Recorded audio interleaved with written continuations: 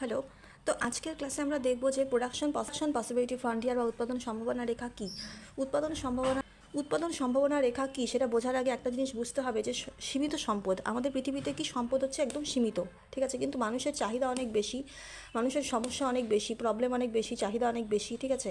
তো এই সীমিত সম্পদ দিয়ে আমরা যখন অনেক মানুষের চাহিদাকে মেটানোর চেষ্টা করব তখন একটা নতুন সমস্যা তৈরি হয়। সেই সমস্যাটা কি? Problem of choice. Problem of choice মানে কি? মানে কোন দ্রব্য উৎপাদন করব আর কোন দ্রব্য উৎপাদন করব না, এটা নিয়ে একটা প্রবলেম তৈরি হয়, ঠিক আছে। তো এই জিনিসটাকে সলভ করার জন্য আমরা প্রোডাকশন পসিবিলিটি ফ্রন্টিয়ার বা উৎপাদন সম্ভাবনা রেখার সাহায্য নিয়ে থাকি। তো উৎপাদন সম্ভাবনা রেখা জানার আগে কয়েকটা জিনিস জানতে হবে, সেটা হচ্ছে ধারণা বা অ্যাজাম্পশন। মানে এগুলি তো এক একটা মডেলের মতো, তো এগুলি জানার আগে আমাদের ধারণা বা অ্যাজাম্পশনগুলি জানা খুবই দরকার, ঠিক আছে। এক নম্বর ধারণাটা কি? সীমিত উপকরণ। সীমিত উপকরণ যেটাকে ইংরেজিতে বলে কি লিমিটেড রিসোর্স, এক নম্বর হয়ে গেল। দুই নম্বর কি? যত উপকরণ আছে পৃথিবীতে সেই সমস্ত সীমিত উপকরণ দিয়েই আমরা এক্স এবং ওয়াই দুটি দ্রব্য উৎপাদন করব, এর বাইরে কোনো দ্রব্য উৎপাদন করার কথা এখন আমরা ভাববো না, ঠিক আছে। তো এক্স এবং ওয়াই ধরি দুটি দ্রব্য তৈরি হয়। স্বল্পকাল বা শর্ট টার্ম, সময়টা কীরকম? স্বল্পকালের কথা এখানে বলা হচ্ছে। পূর্ণ নিয়োগ বা ফুল এমপ্লয়মেন্ট মানে যত যত যত সীমিত উপকরণ যা যা আছে আমাদের হাতে সবটাকে আমরা ফুললি ইউটিলাইজ করব, মানে ফুললি ব্যবহার করব, কোনো কিছু অবশিষ্ট থাকবে না বা নষ্ট হবে না, ঠিক আছে। তো এটা হচ্ছে ফুল এমপ্লয়মেন্ট, পূর্ণ নিয়োগ বা ফুল এমপ্লয়মেন্ট। আর চার নম্বর পয়েন্টটা হচ্ছে যে টেকনোলজি। 4 নম্বর পয়েন্ট হয়ে গেল। 5 নম্বর পয়েন্ট হচ্ছে টেকনোলজি। একটা টেকনোলজি থাকবে। আর 6 নম্বর পয়েন্টটা হচ্ছে সব একটু বোঝার বিষয়, সেটা কি? নির্দিষ্ট উপকরণকে এক দ্রব্যের উৎপাদন প্রক্রিয়া থেকে সরিয়ে অন্য দ্রব্যের উৎপাদনে ব্যবহার করা যায়। এটার ব্যাপারটা হচ্ছে এরকম যে সাপোজ এটা প্রোডাক্ট, আমি বলতে চাইছি যে এখানে এই দিকে এক্স, এদিকে ওয়াই, ঠিক আছে। সাপোজ একটা পয়েন্ট এ, এখানে দেখা যাচ্ছে যে এই এ পয়েন্টে আমি এতখানি ওয়াই তৈরি করি আর এতটুকুন আমি এক্স তৈরি করি, ঠিক আছে। এবারে আমি বি পয়েন্টে আসি। সাপোজ এই উৎপাদন সম্ভাবনা রেখার ওপরই বি পয়েন্টে, এখানে যখন আমি আসলাম তখন আমি কি দেখলাম? আমি এখন দেখলাম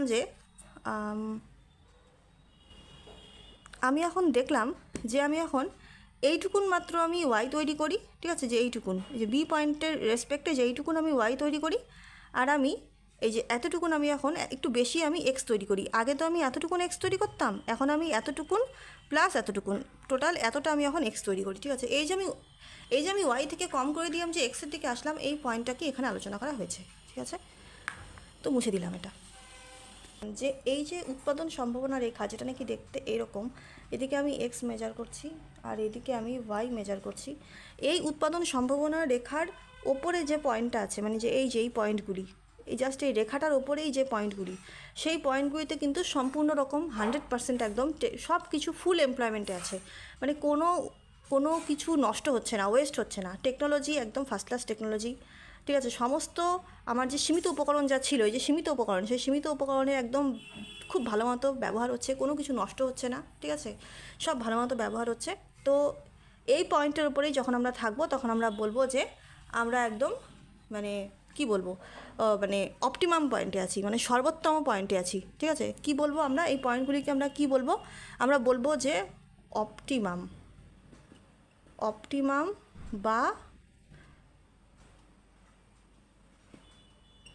বা সর্বোত্তম, ঠিক আছে। অপটিমাম বা এই পয়েন্টে থাকা মানে অপটিমাম বা সর্বোত্তম লেভেলের আমরা মানে উৎপাদন করছি, ঠিক আছে। এটা বোঝা গেল এই পয়েন্টের ব্যাপারটা। এই উৎপাদন সম্ভাবনা রেখার ওপরের পয়েন্টের ব্যাপারটা আমি ছোট করে বুঝিয়ে দিলাম। এবার নেক্সট জিনিসটা দেখি। এবারে নেক্সট আসবো যে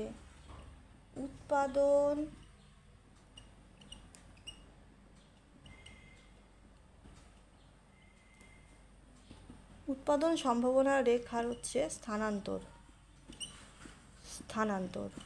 ঠিক আছে। এই জিনিসটা কি? এটা বোঝার জন্য একটা ছোট্ট করে একটা ছবি ড্র করি, পি, ঠিক আছে। এটা একটা উৎপাদন সম্ভাবনা রেখা। এখন আমাদের দেশে যদি ভালো টেকনোলজি আসে, ঠিক আছে, তাহলে এই কার্ভটা কী হবে? আস্তে আস্তে ওপরের দিকে শিফট করবে, ঠিক আছে। পি থেকে হয়ে যাবে পি প্রাইম, ঠিক আছে। পি প্রাইম আগে ছিল পি, এখন হয়ে গেল পি প্রাইম, ঠিক আছে।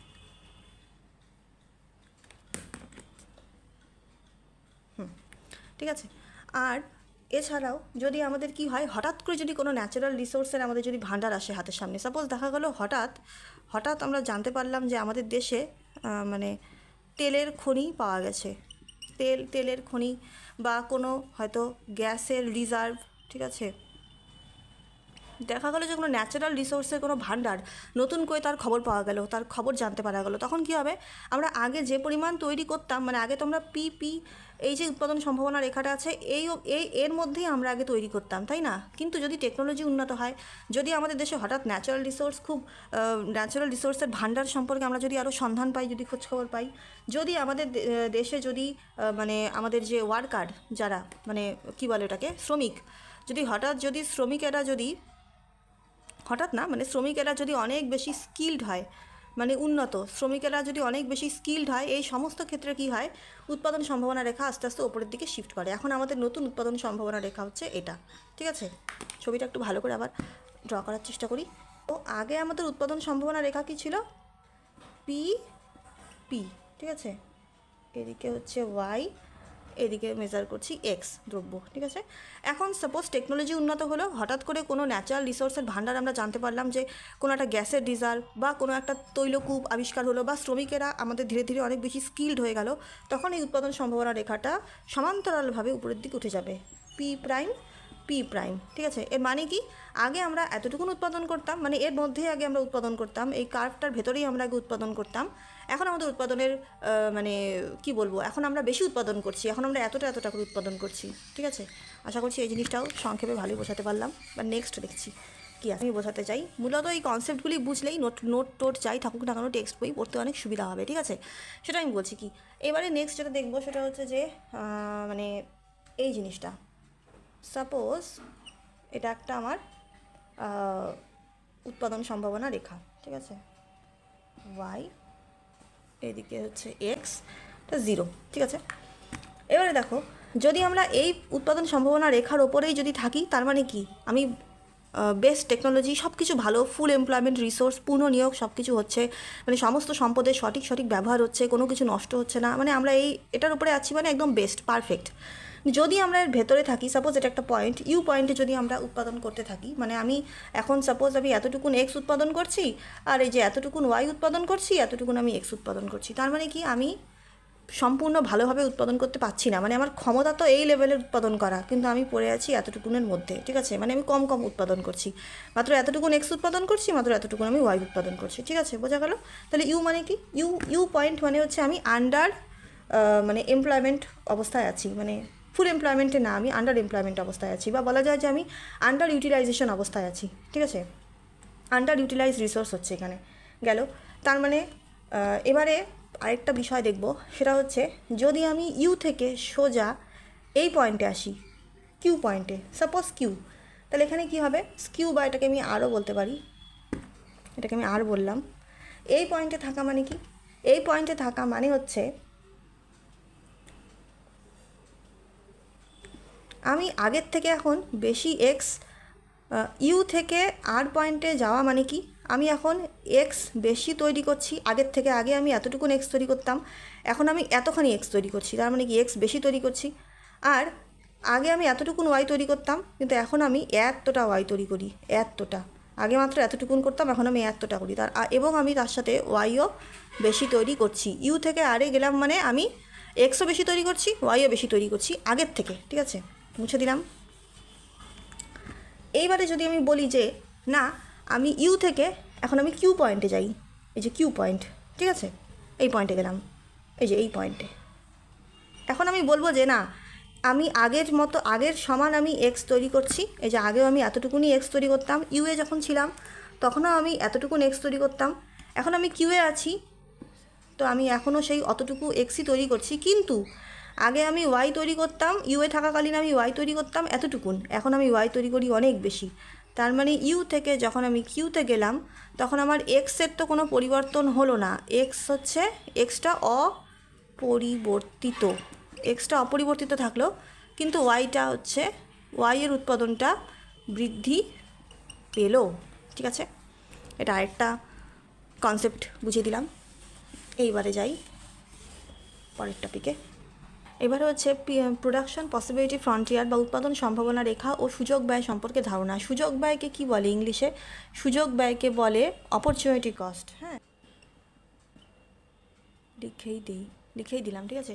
সুযোগ ব্যয়কে বলে হচ্ছে, সুযোগ ব্যয়কে ইংরেজিতে বলে অপরচুনিটি কস্ট, ঠিক আছে। তো যাই হোক, এবার হচ্ছে উৎপাদন সম্ভাবনা রেখা আর সুযোগ ব্যয় বা অপরচুনিটি কস্টের মধ্যে যে সম্পর্কটা আছে সেটা আমি দেখাবো। এই সম্পর্কটা দেখার সময় খুব ঠান্ডা মাথায় মন দিয়ে দেখতে হবে একটা জিনিস। এখানে বেশি কঠিন কোনো ব্যাপার না, খুবই সোজা। ব্যাপারটা হচ্ছে এই ছবিটাকে এইভাবে যদি আমি ড্র করি তাহলে আমি সব থেকে ভালো বোঝাতে পারবো। তাই ছবি আঁকাটা ভীষণ খারাপ হয়েছে, আমি দুঃখিত তার জন্য। কারণ কি, আমি মার্কার পেন দিয়ে লেখার বেশি অভ্যেস নেই, তাই আমার লেখা অতটা ভালো হয় না। যাই হোক, তো এখানে এটাই বলতে চাইছি যে যখন আমি এ পয়েন্টে আছি তখন আমার ওয়াই কতটা? ওয়াই হচ্ছে 15, ঠিক আছে। আর এক্স কতটা? 0। যখন আমি বি পয়েন্টে আছি তখন আমার ওয়াই কত পরিমাণ? 14, ওয়াই হচ্ছে তখন 14। এক্স কত? 1। যখন আমি সি পয়েন্টে আছি, এই যে এভাবে আমি আসবো, এক্স 2 আর ওয়াই কত? 12, ঠিক আছে। এইবারে এক অপরচুনিটি কস্ট বোঝার জন্য এবার ঠান্ডা মাথায় দেখো, যখন আমি এ থেকে বি পয়েন্টে যাব, ঠিক আছে, এ থেকে আমি বি পয়েন্টে যখন যাব তখন আমার এ থেকে আমি বি পয়েন্টে যাচ্ছি, ঠিক আছে। এ থেকে বি পয়েন্টে যাওয়ার সময় আমার এক্স কী হলো? এক্সকে আমি 1 ইউনিট নিলাম, ঠিক আছে। আর ওয়াইকে ছাড়লাম। কতটা ছাড়লাম? 15 থেকে 14 হয়ে গেল। এই যে এতে তো এ পয়েন্টে ওয়াই ছিল 15, কিন্তু বি পয়েন্টে ওয়াই কত হয়ে গেল? 14, ঠিক আছে। তাহলে কতটুকু ছাড়লাম? আমি 1 ইউনিট ছাড়লাম, ঠিক আছে। এক্স আমার 1 ইউনিট বাড়লো, এক্স হচ্ছে 0 থেকে 1 হয়ে গেল। এতে যখন ছিলাম তখন এতে এক্স ছিল 0, এ থেকে বিতে যখন গেলাম এক্স হয়ে গেল 1, মানে এক্স বাড়লো 1 ইউনিট আর ওয়াইকে আমি ত্যাগ করলাম 1 ইউনিট। আচ্ছা, এবার যখন আমি বি থেকে যখন আমি সিতে যাব তখনও একই ঘটনা ঘটবে, কিন্তু একটু অন্যরকম। বি থেকে সিতে যাওয়ার সময় আমি 1 ইউনিট এক্সকে বৃদ্ধি করলাম। আমি এক্স 1 ইউনিট, 1 থেকে 2, মানে এক্স আমি 1 ইউনিট বেশি উৎপাদন করলাম এবং সেজন্য আমি ওয়াইকে স্যাক্রিফাইস করলাম বা ত্যাগ করলাম। কতটা ত্যাগ করলাম? 14 থেকে 12 হয়ে গেল, মানে কি 2 ইউনিট, ঠিক আছে। ওয়াইকে 2 ইউনিট আমি ত্যাগ করলাম, ঠিক আছে, ত্যাগ করলাম। আচ্ছা, এবারে আমি যখন সি থেকে ডিতে যাব, সি থেকে ডিতে যখন গেলাম তখন সিতে এক্স ছিল 2 আর ডিতে এক্স ছিল 3, মানে আমি 1 ইউনিট এক্স আমি তৈরি করলাম আর তার জন্য আমি ওয়াইকে ত্যাগ করলাম, মানে কি স্যাক্রিফাইস করলাম, ঠিক আছে। সিতে আমার কত ছিল? ওয়াই 12 ছিল। ডিতে আমার ওয়াই কত? 9, তাহলে 9, 10, 11, 12, 3 ইউনিট আমি ওয়াইকে ত্যাগ করলাম, ঠিক আছে। এবারে আমি ডি থেকে ইতে আসব, ঠিক আছে। এবারে আমি যখন ডি থেকে আমি ইতে যাব তখন আমি এক্স কত ইউনিট বেশি উৎপাদন করছি? ডি থেকে ইতে যাওয়ার সময় 1 ইউনিট, মাত্র 1 ইউনিট, ঠিক আছে। কিন্তু ডি থেকে ইতে যাওয়ার সময় আমি ওয়াই কত ইউনিট ত্যাগ করলাম? ছিল 9, হয়ে গেল 5, 6, 7, 8, 9, 4 ইউনিট আমি ওয়াইকে হচ্ছে ত্যাগ করলাম, ঠিক আছে। আচ্ছা, এবার ই থেকে যখন আমি এফে যাব, তখন আমি আবার সেই ইতে ছিলাম, এক্স আমি 4 উৎপাদন করতাম আর এফে গিয়ে আমি 5 উৎপাদন করি, মানে 1 ইউনিট। আমি এক্স 1 ইউনিট উৎপাদন করি, তার জন্য আমি ওয়াইকে কতটা ত্যাগ করলাম? 5 থেকে 5 মাইনাস 0, মানে কত? 5, ঠিক আছে। 5 ইউনিট ত্যাগ করলাম, মানে দেখা যাবে যে এইভাবে যে আমি এক্সকে 1 ইউনিট উৎপাদন বাড়ানোর জন্য ওয়াইয়ের ত্যাগটা ক্রমাগত বাড়ছে, ঠিক আছে। প্রথমে ছিল 14 থেকে 15, 1 ইউনিট ত্যাগ করলাম, তারপরে এবার 2 ইউনিট ত্যাগ করলাম, তারপরে এবার 3 ইউনিট ত্যাগ করলাম, এভাবে আস্তে আস্তে ত্যাগের পরিমাণটা বাড়ছে। তো এই হচ্ছে ব্যাপার, এটাই হচ্ছে অপরচুনিটি কস্ট। মানে কোনো একটা জিনিস তৈরি করার জন্য আমি আরেকটা জিনিসকে আমি যে স্যাক্রিফাইস করছি, 1 ইউনিট এক্স বাড়ানোর জন্য কতটা ওয়াইকে স্যাক্রিফাইস করছি, এই টোটাল ঘটনাটাই হচ্ছে অপরচুনিটি কস্ট। সেটাই আমি গ্রাফিক্যালি বোঝানোর চেষ্টা করলাম। যাই হোক, ভালো লাগলে লাইক, শেয়ার এবং সাবস্ক্রাইব করবেন। Thank you for watching, bye by.